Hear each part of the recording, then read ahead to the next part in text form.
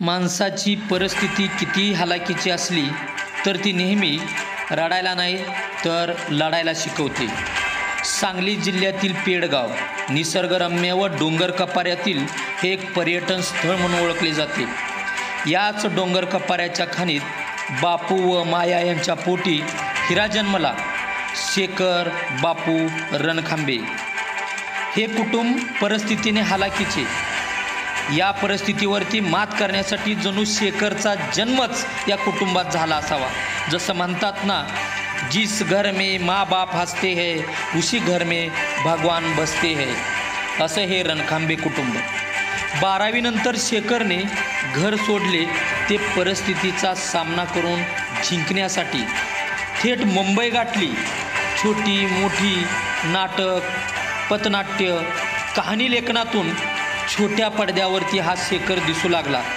एक गरीब मुलगा अशा परिस्थितीतून झगडत असताना एका गरीब कुटुंबातील मुलीला रेखा नावाच्या लघुपट या चित्रपटामध्ये काम करण्यासाठी घेतले.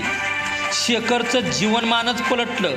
हा चित्रपट म्हणजे शेखरला रिअल हिरो बनवून गेला आणि या चित्रपटाला नॅशनल अवॉर्ड मिळाला व राष्ट्रपतींच्या हस्ते शेखरचा सन्मान झाला. अशी या गरीब सुपुत्राची कहाणी.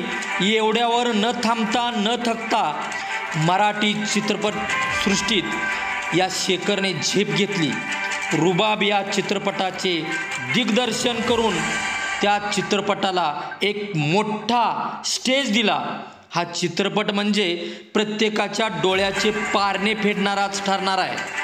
6 फेब्रुवारीला हा चित्रपट घराघरात देशभर प्रदर्शित होतोय.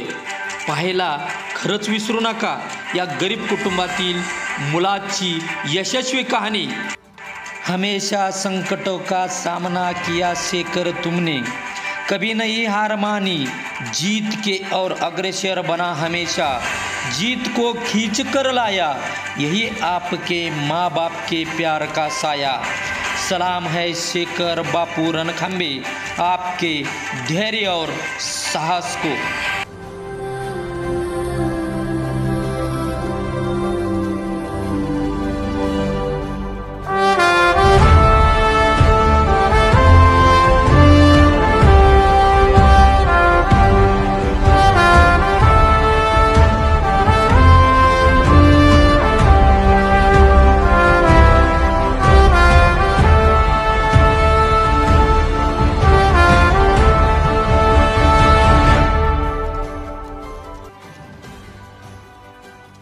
जंगलात असतो वाघ आणि पिक्चरच्या थिएटरमध्ये असतो रुबाब.